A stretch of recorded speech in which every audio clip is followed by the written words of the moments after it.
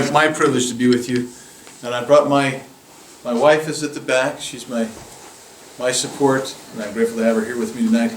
And then I want to introduce my new seatmate. He will be elected in just about a week and a half now. Warren Peterson. Warren. And Warren is actually kind of a type of how you get involved, because I was asked to come speak. They were doing a 9/11, 9/12, whatever project that you were doing, and they asked me to come speak several years ago, and I did. And Warren was there, and they had organized a group about this size of people, and participated at the town level. Before you know it, he was involved running for office. And so that's what I'm going to talk about a little bit, about how you get involved with the legislative process. And Tracy mentioned PCs, and how impotent most of the time, at least I felt as a PC. But how I got involved was my neighbor, just around the corner from me, this guy named Thayer Verschoor. And Thayer, 25 years ago or so, called me up and said, "Hey, you want to go with me to District 30 Republican meeting tonight?" And he and I had talked politics before, and I said, "Sure." And now, if you haven't been here for 25 years, you won't know what we were in the height of. We were in the height of the Evan Meekum governor's. He was the governor, okay?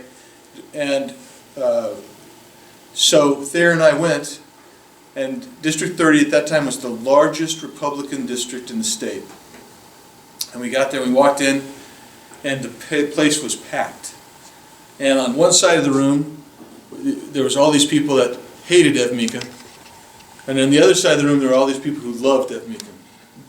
And at the front was the table, and there's the district chair, and his cohorts sitting there, and Thayer and I were just going to sit. There was no place for us to sit even. So, and the media was there, because at that point, District 30 had a firestorm every month, because half the people hated the governor, the other half loved the governor.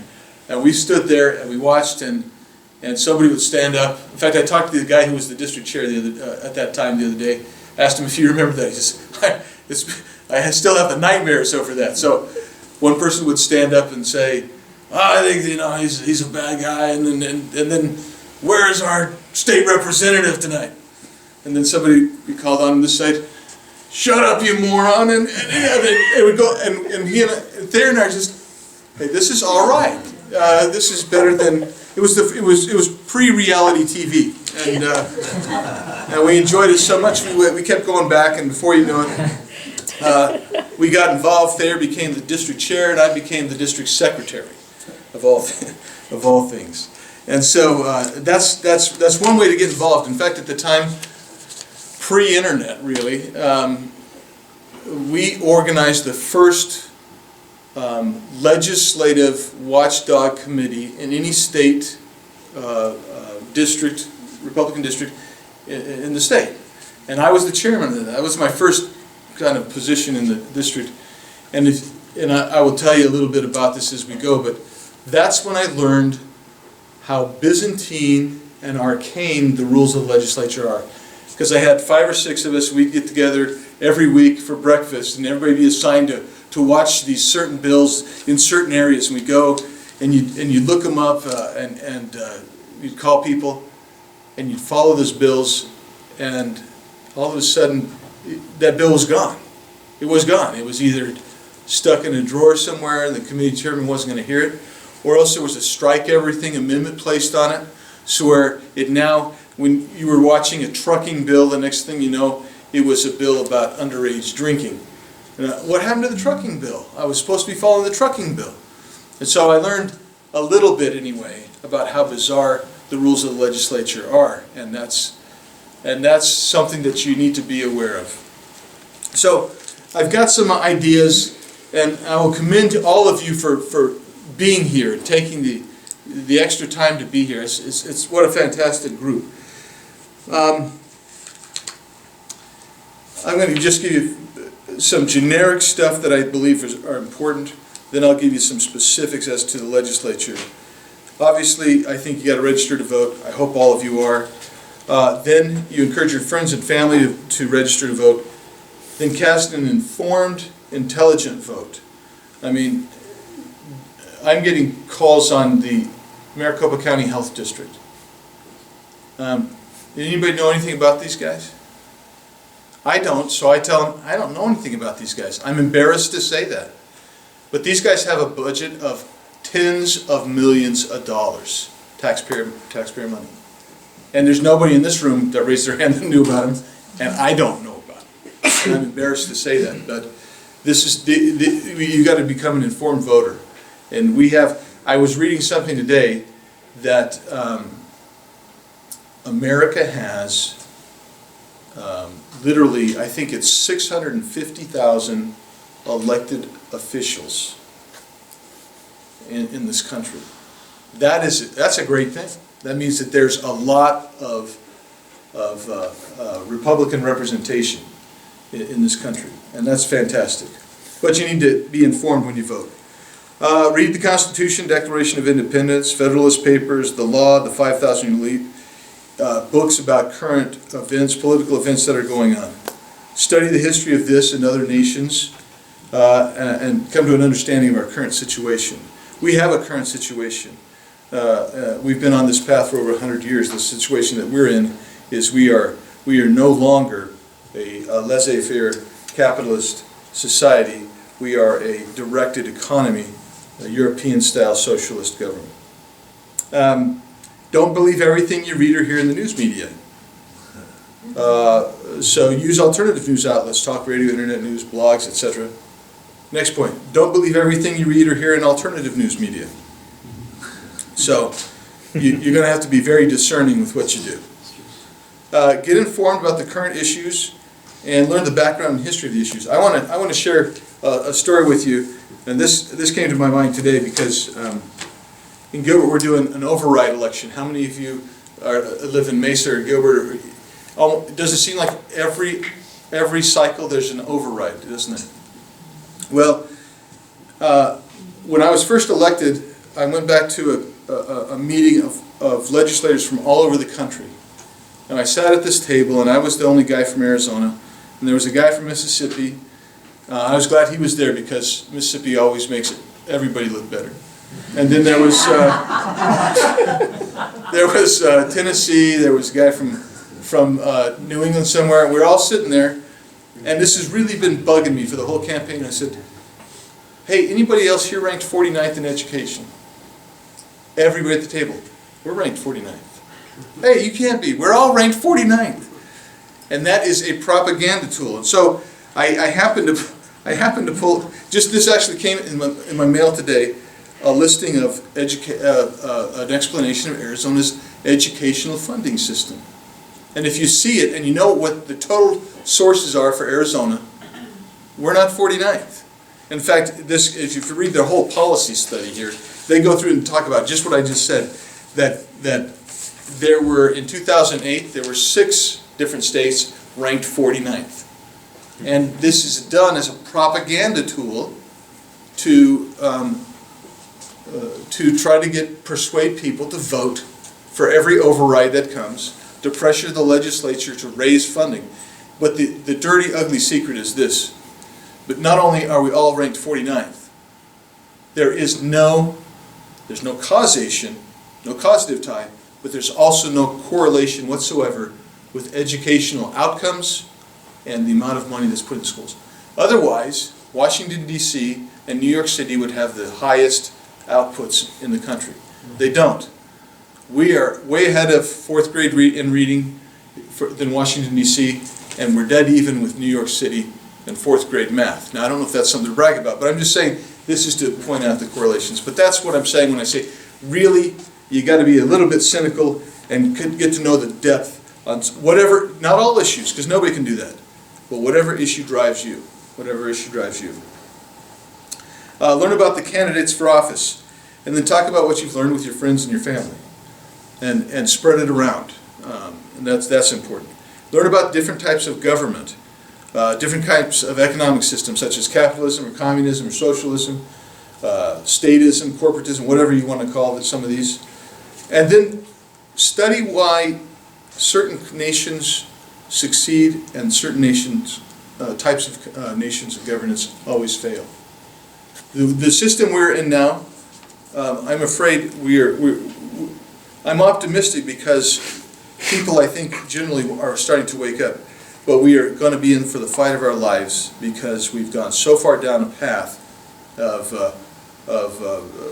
binding ourselves up and losing so many of our freedoms. I mean, if you look at when America really exceeded the world and really grew at incredible economic time, it was 1815 to 1850.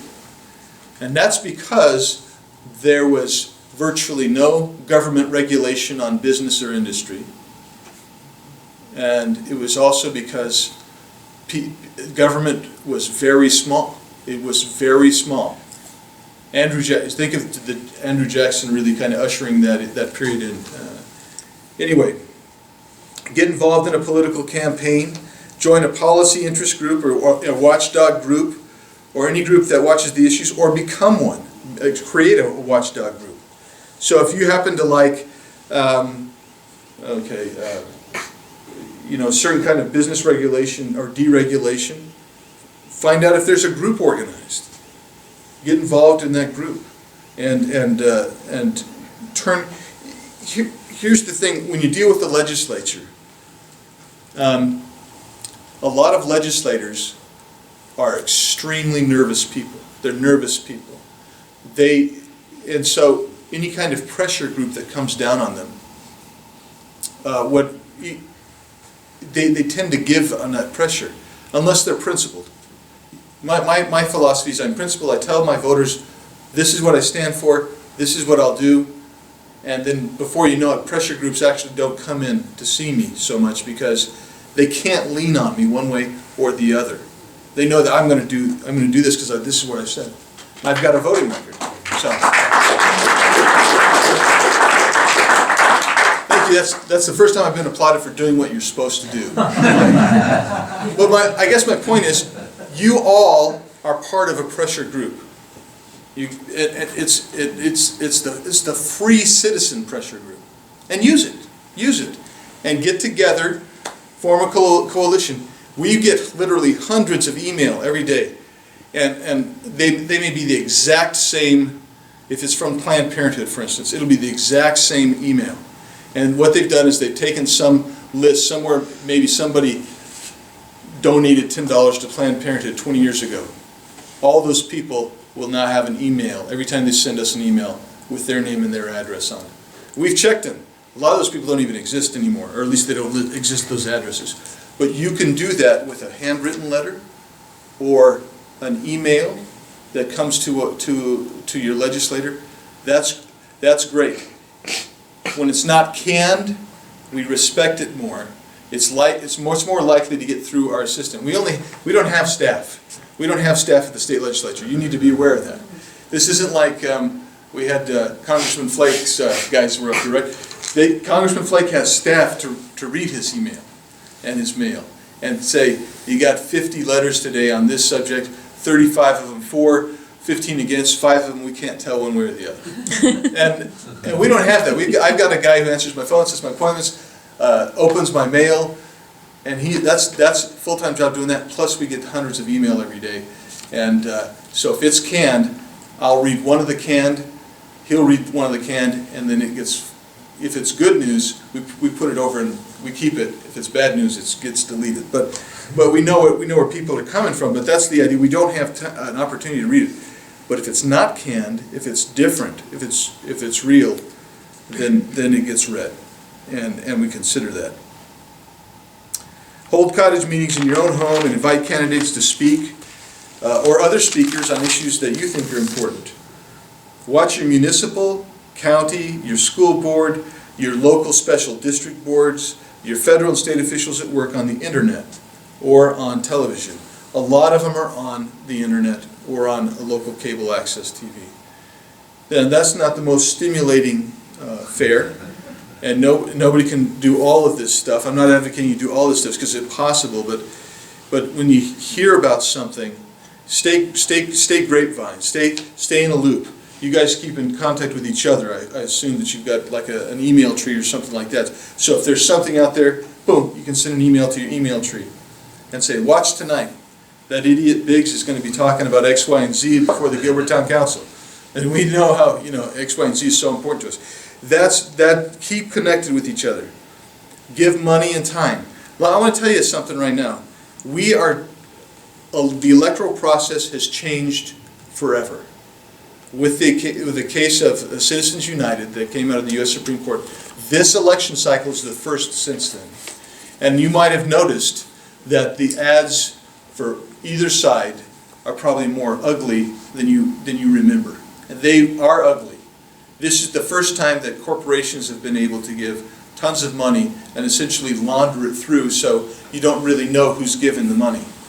You see laundering through things that we call independent expenditure political action committees, where they're getting a bunch of money from a group of corporations. They in turn then give it to another IE PAC, and they in turn run the independent expenditures, which blast and try to destroy everybody's character. And these guys have laundered it 2 or 3 layers. In some of our state legislative races, there's a guy down in Tucson named Frank Antonori, and there's a group called Arizonans for Accountability. They've washed a bunch of money, and they've spent about 150 grand down there, including one ad that says, "Hi, my name's Mark. I'm a private investigator. I was hired to watch Frank Antonori. He is a shady character. I watched him steal $1 billion of education money and give it to lobbyist friends of his so they could pay for tuition for their kids to go to school." That's what you're seeing. You need to be aware of that. This is a changing world. It's been bad this cycle. It will be worse in 2 years. This is the test cycle. This is the one where they're seeing what we can do and what we can't get away with. Big money is taking over. That's why we need the grassroots to be stronger and more active than ever.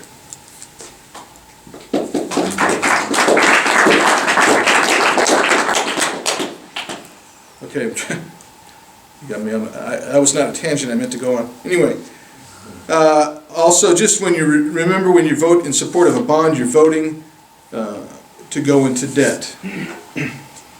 And a lot of things, you'll see a lot of overrides where they're using for short-term technological issues.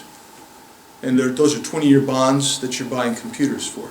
So imagine in your life, would you go out and buy a home computer with a 20-year debt?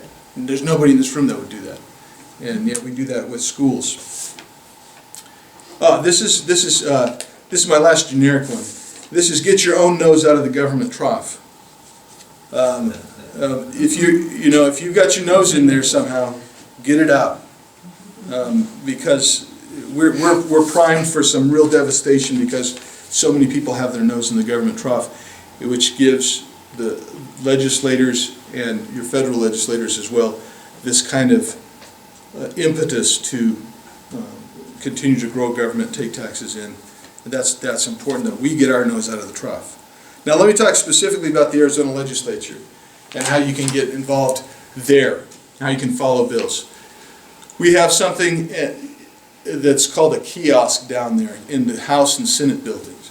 And you can go down there and you sign in one time, and then forever after, you can sign in on any bill that comes up before any committee in the House or Senate. And you can register whether you support or you oppose the bill or you are neutral on the bill. Then you can put in comments on why. Those comments are read into the record and they're placed in it. They're not always read orally, but we always incorporate them into the record, the history on that bill. So each member who's voting on it has access to them. We also have, each member that's on that committee has access to every comment on that comes through the kiosk. I've been told, I haven't seen this, I haven't verified this for sure, I've been told that you don't have to go down there any longer, that you can do that on the state legislative website, which is azleg.gov, azleg.gov. And that's our website. And that's, you can also email you, if you go there, it will give you a link to your state representative or your state senator. There's also something on the same website, azleg.gov, called a bill tracker.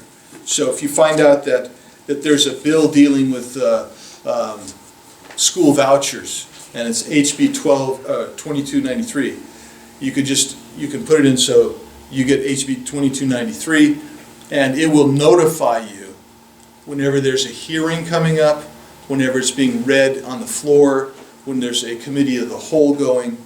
And so you can then either even come on down to the legislature, or you can, again, register over the internet. I invite you to come to the Capitol. Be sure to come to the Capitol. It is absolutely an amazing thing to see. This is someone said there's two things you should never see, is sausage making and law making. This is a chance to go down there and see the sausage making, and you need to do it. I remember the first time I went, and I actually had a legislator who said, "I want you to come on down and testify on a bill." I said, "Oh, I couldn't possibly do that. I'm an idiot, you know." And they said, "No, you should come down." Well, the room was packed, and then about the time we got down there, he said, "Oh, don't worry, you don't have to do it." I said, "Oh, I was so relieved." But it was packed. But you have an opportunity to stand up and testify if you want to. And that, just take a chance and do it. Or at bare minimum, see how this goes. This is for committee hearings. And then I just want to explain the process and how we make a law in Arizona so you understand what you can do. If you think something needs to change in Arizona, and mostly I think we need to get rid of laws. We introduce in Arizona, you need to realize how many bills we introduce every year. About 1,600 bills. 1,600 bills out of 90 people. Think about that. That's an incredible amount. So, what happens is, if you think something needs to change, you can come down and see your legislator. Talk to them before the session. And they can tell you that. And I tell people all the time, I think that's worthy of a bill.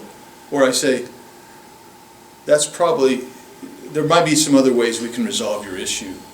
But one instance, one anecdote, one problem that you have is not worthy of changing the entire state code of laws. But anyway, so we introduce this bill, it gets assigned a bill number, and that's when you can start tracking it on the internet. And once you start tracking it on the internet, you can watch this, but it gets first read to the public. And the reader reads it real fast and nobody really can understand what they're saying. And then it has to be read 3 times publicly. So it gets read once, it gets read twice, and somewhere in there the leader, either the President of the Senate or the Speaker of the House, has to assign it to a committee.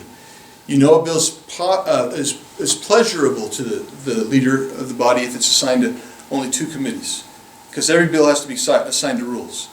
So he assigns it to another special committee, statutory committee, and such as judiciary, education, whatever it may be. And then, if he doesn't like it, he'll assign it to 3 or 4, because then it takes a long time. Hopefully we'll die along that process. Anyway, so it gets assigned to a committee, you're tracking the bill, you hear about it, and now then it gets this committee hearing. In my case, it would be in the Senate, in a committee. And we would go, and you take public testimony on it. And we don't, most of the time we don't get a lot of testimony, except for interest groups. Interest groups are down there pushing one way or the other on the bill. If it's a positive change in education, you'll get the AEA, the ASBA, and what we call the alphabet soups of pressure groups that come in and fight you. And then you vote on it. And if it makes it out of that committee, it goes to the next committee, if it has another committee. Then it goes to rules. And then we do something that's called the Committee of the Whole. We call it COW for short, Committee of the Whole. We're going to cow a bill. In this instance, it's both a verb and a noun. So we cow the bill, and what it is, you have debate on the floor. And that's where you actually have real debate between members. Unfortunately, it's not as scintillating as it ought to be most times. It's very, very, very perfunctory, and a lot of times there's no debate at all. And then then you have a voice vote. All in favor say aye. Aye. All in favor says no. The person in the chair alternates, it could be anybody, and they can say, I think, I rule no. If you don't like the bill, you say, I rule no. But anyway, it comes out of the committee of the whole. And then it has to be third read, what we call it the third public reading. And that's that the reader reads it again, and that's when you see the final vote out of that body up on the board on your name. If you're present that day, you have to be there. You can't be hiding in your office. There's a story of a legislator from Tucson. I know him. I believe the story to be true. He didn't want to vote on a bill. Couldn't find the guy. Had to send the sergeant of arms to look for him. He's hiding underneath his desk up in his office. They had to drag him back down to vote. You have to vote if you're there. And you only get to vote yes or no. Yes or no. We did have a member actually from he's now moved. He's representing this new area. He's going to be a new representative over there. Who actually stood up and said, "I'm not going to vote yes or no. I vote maybe." And of course you can't do that. It's got to be yes or no. So once you get the third read, if it passes, then it goes to the other. It goes across to the other body, from the Senate to the House, or from the House to the Senate. You do that whole process again. If there's any changes, then you do a conference committee, and then what that means is you have guys from each body who get together and they decide if they're going to accept the changes, what changes they're going to make to the bill, and it goes back to both bodies for final pass vote. And then it gets up to the governor, and she's got some time to either sign or veto it. Anyway, I thought you should know basically how we do this, because it is an interesting process. And I'm not even telling you the rules because I believe, and this is my advice to my new seatmate, you must know the rules of procedure, because if you know the rules of procedure, and I believe rules are meant to be manipulated, if you know the rules of procedure, you can manipulate to kill bad bills and help good bills through. And so I try to kill every bad bill I can, one way or the other. And it's a full-time job down there. So I just want to take any questions now, any questions you may have. Did I cover kind of what you were thinking about, Tracy? Okay, all right. Yeah. I have a kind of an interesting question. Excellent, I like those interesting ones. Article 4, Section 4 says each state shall have a Republican form of government. How do you feel about ballot initiatives, maybe referendums, maybe recalls? How do you feel? Your thoughts? Those are not, in my opinion, a Republican form of government. A Republican form of government, as you know, is you elect a representative. A representative goes and makes decisions on policy, creates laws or not. If you don't like what your representative does, you vote them out of office. Arizona's constitution 100 years ago, when we became a state, was at the height of the populist era, and coincidentally with the progressive era. And so we have this hybridization. There's virtually no other state that has, for instance, workers' comp benefits in their constitution. We do. We have workers' compensation benefits. So that's kind of a long, I don't think it's, short answers, I don't think it's reflective of the Republican form of government the way the founders intended a Republican form of government to be. Is there one thing in the state constitution that you just completely don't like? Just one particular thing in general? Well, yeah, there's a whole lot. Okay. There's a whole bunch of things. The Arizona Constitution, okay, let me give you a long, then I'll answer your question in a sec. James Madison said, the federal government is a body of limited powers, and it's meant to be that way. He said, at the same time, the state governments have virtually unlimited powers. And they did that because states had certain inherent sovereign rights. Federal government was a creation, and it had these enumerated powers. Anything not theirs is delegated to the state. Unless we gave it to them specifically, it goes to the states or the people. And the founders believed that there would essentially be competition between the states about what kind of government you have. And thus, we actually have something similar to today, except for it's been bastardized, quite frankly. But you've got California. If you like high regulation, high tax environment, you're going to look at California, New York, Illinois, someplace like that. if you want as little regulation as you possibly can, you got to see if you can find a state like that. So right now you see corporate shoppers, and they get to Texas and what have you. So for me, there's so much in our Constitution that has been progressive. It's progressive in nature. It's been imposed upon us. But what I find really offensive is 3 years ago, and I voted no not to put this on the ballot because I thought it was, if we wanted to increase the tax, if we want to put a tax on the people for education for an 18% increase or a penny per on sales tax, we needed to do that as the representatives. And we can, and our body, I think I was one of, what, maybe half a dozen in the House, and I think there were 2 or 3 in the Senate that voted no on that. Maybe a few more. I find it offensive that we put a temporary sales tax in the state constitution. That, to me, that's highly offensive. So, somebody over here had a question. Yeah, you talked about nose in the trough. Is there any chance of tipping the trough over, or at least trading it into a smaller trough? Well, you know, that's a great question. Let me tell you. Can I get you guys care if I tell you anecdotes that explain why it's so hard? I introduced a bill 2 years ago now to withdraw Arizona from the federal Medicaid program. You understand what that means? That means we had a $3.2 billion state budget. We got matched with $7 billion of federal dollars to do socialized medicine in the state. And we were broke. We were $3 billion in the hole anyway. And I believe that if you're going to have something like socialized medicine, maybe it ought to be what we talked about 40 years ago when they first did, or actually about 70 years ago now, when they first did Social Security, which is to be a true safety net for people who were indigent and emergency situations, okay? And I think that $3.2 billion would be in excess of what you need. Well, I introduced this bill, and I got beat like a piñata, okay? And I actually had the head of the Hospital Association come in. He said, "Do you have any idea what that would do to us?" And I said, "I think I've got a pretty good idea what that would do to you." Yeah. And he said, and so I let him rant and rave for a while. And I said, "Well, let me. I've listened to you now. You listen to me for a second." I said, "How much is our federal structural deficit on an annual basis?" Anybody know what it was 2 years ago? We spent $1.25 trillion a year more than we brought in. That's your structural deficit. And I said, now how much is it when you add in 2 entitlement programs that we don't fully fund, and you have to make up the difference, either through bonding, because we obviously don't have enough money, so we bond against it. And I'm talking about Social Security and Medicare, which, by the way, there is no Social Security trust fund. It's just a bunch of IOUs because the federal government's been borrowing from. I said, "How much is that?" She said, so that's an additional $3.1 trillion. So you're at $3 trillion in the hole every year. And back then we had a $14.5 trillion deficit.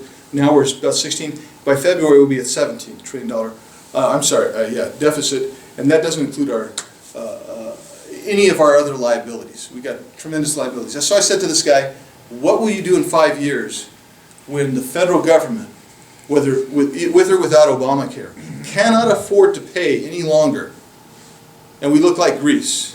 What will you do then when there's an austerity measure, which at the time was projected to be 5 or 10%, which in Arizona was roughly $2 billion or more coming right out of our normal amount?" And I said, if you're struck down $2 billion, tell me what you will do. He said the exact same thing you guys just said. Nothing. He just stared at me. And I said, "You don't understand it." And that's so when you say, can we kick the trough over? You have businesses, industries, the whole healthcare industry in this country has built their business model on federal and state transfer of tax payments. And it's unsustainable, simply unsustainable. You could virtually go through everything. How about education dollars? We've gone from something like $4 billion just 25 years ago to $250 billion and more from at the federal level. It's a lot more than that now. You see, kicking the trough over is like my dream. Let's kick the trough over and let's destroy the trough. But it is so difficult because when I said people have their nose in the trough, we have more than 50% of our public now that gets some kind of direct benefit from the federal or state government. And once they get benefits and realize they can continue to vote benefits, the prediction was in 1806 that would soon end a Democratic, or you didn't realize we were a Republican form of government. It would end our form of government, and that's what I'm afraid of mostly. Are you giving me the hook? I have a question. He's a politician. You said that there's 1,600 bills a year Yeah, that are proposed. right. How many on average would you say pass? Passing its sign is about 300. 300? Yeah. Because a couple months ago, they announced on the radio that there was several hundred laws that were going into effect, like on a Thursday or something like that. Right. How many bills or how many laws have you been able to get off the books? Have you been able to have any, because you said your goal is to eliminate laws. Have you had any success in that? Not yet. Yeah, that's right. See, I've only been there 10 years. Look, I'm still hoping for the first one to get rid of the first one. I actually have gotten rid of some laws. We've been able to reduce the size of some agencies and departments. And that's, my real focus ultimately has been to shrink the size of the government by shrinking the size of the budget. And that's really what I've tried to do. And so no, I mean, yeah, the answer is yes. I've never been asked that question. I'm going to have to go back through my record and see, because we have actually done that. And just so you know, most of those 300 bills every year, what kind of bill do you think they are? They're correctives for mistakes we made the previous year or two. They're corrections because, oh, there was that unintended consequence. Who knew that was going to happen? Oh, that's really what happens, you know? You have people who stand up and say, hey, you're going to get an unintended consequence if you do this. This is what I think may happen. And, oh, no, that can't possibly happen. So they're mostly corrections, but anyway, thank you guys. Oh, do you have time for one other question, Tracy? Yes. Yes. Okay, we have two other speakers and Oh. No one? Okay, yeah, I'll take the hook. All right, thank you so much.